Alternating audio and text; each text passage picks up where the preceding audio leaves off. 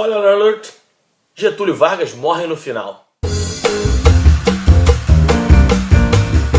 Getúlio! Não, o cinema nacional não está morto. Ao invés de narrar toda a história do Getúlio no poder, não, ele narra apenas os últimos dias desde o atentado à rua Toneleiros ao jornalista Carlos Lacerda. Atentado esse que instaurou de vez uma crise no governo dele que levou, dias mais tarde, ao seu suicídio. E quando se fala em Getúlio Vargas, a gente está falando de uma das figuras de um dos presidentes mais importantes da história do nosso país. Até porque quem nunca ouviu falar na frase "eu saio da vida para entrar na história"? E eu fico feliz em dizer que, ao contrário do que eu estava esperando, Getúlio é sim um filme muito interessante de se acompanhar. Eu vou começar falando aqui de um aspecto que logo se destaca em Getúlio, que é a maquiagem do filme. A gente percebe que alguns dos atores aqui ficam muito parecidos com as pessoas que existiram de verdade lá na década de 50, 60 e etc. Começando pelo próprio Tony Ramos, que na medida do possível fica bastante parecido com o ex-presidente Getúlio Vargas. Então, um ponto para a galera responsável pela maquiagem do filme Getúlio. Fizeram um excelente trabalho aqui no filme. Outra coisa que eu percebi aqui é a paleta de cores utilizada pelo diretor João Jardim. Ele tenta adotar, ao mesmo tempo que o filme narra os últimos momentos do Getúlio Vargas na presidência da República, o filme não é aquela coisa documental, mas a paleta de cores que ele utiliza traz aquele aspecto mesmo de uma imagem meio envelhecida e traz aquela coisa do documental mesmo. Parece que a imagem é capturada daquela época. Eu acho que isso funcionou de maneira muito legal, até nas cenas capturadas do Palácio do Catete. Outra coisa que é muito legal de ressaltar é que normalmente os filmes da Globo Filmes têm um caráter muito novelista, alguns filmes que parecem com as novelas da Globo trazidas para o cinema, e isso felizmente eu não senti que acontece aqui em Getúlio. Getúlio parece sim um filme e não uma novela trazida para os cinemas. Isso porque ele tem um ritmo legal, um ritmo adequado para o cinema. Uma coisa que eu dou ainda mais crédito para o filme Getúlio é que ele narra um dos momentos mais complicados, mais delicados e mais importantes da história do Brasil. Mas tudo isso sem parecer forçado em nenhum momento, sem puxar sardinha para nenhum dos lados. A gente tem aqui isso pro lado bom e pro lado ruim. Se pro lado bom a gente tem um filme imparcial na maioria do tempo,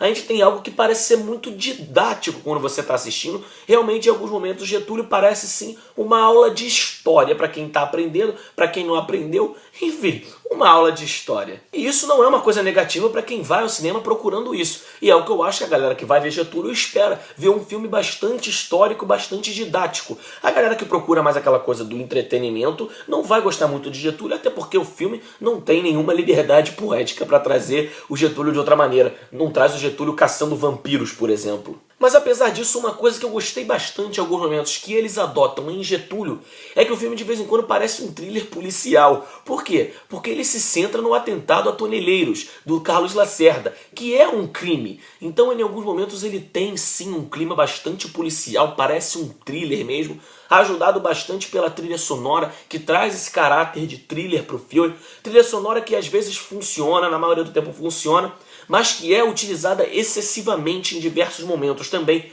e acaba cansando depois de um tempo. Porque a proposta de você ter uma trilha sonora interessante é para você poder usá-la nos momentos certos dentro do filme. E quando você usa ela de maneira excessiva, ela acaba soando forçada e acaba tirando a grande relevância dos momentos em que ela deveria único e exclusivamente ser utilizada. Outra coisa que eu achei aqui ruim em Getúlio é que alguns dos atores não trazem performances daquelas mais convincentes, principalmente se comparado com outros que trazem performances bem legais. Um exemplo é a Drica Moraes, ela é uma grande atriz, mas eu não gostei dela como papel aqui da filha do Getúlio Vargas. Deixou a desejar, na minha opinião. E ela não foi a única, tiveram outros atores que eu não vou citar aqui porque o elenco é muito extenso, envolve várias celebridades, várias figuras políticas da época, mas alguns autores não corresponderam às minhas expectativas. Então é isso aí, galera. Essa foi minha análise do filme Getúlio, que estreou na semana passada aqui no Brasil. Demorei pra trazer minha crítica do filme, porque eu demorei pra ver o filme sim, não consegui ver logo na estreia, mas tá aí, eu achei o filme relevante pra trazer a crítica mesmo depois de tanto tempo.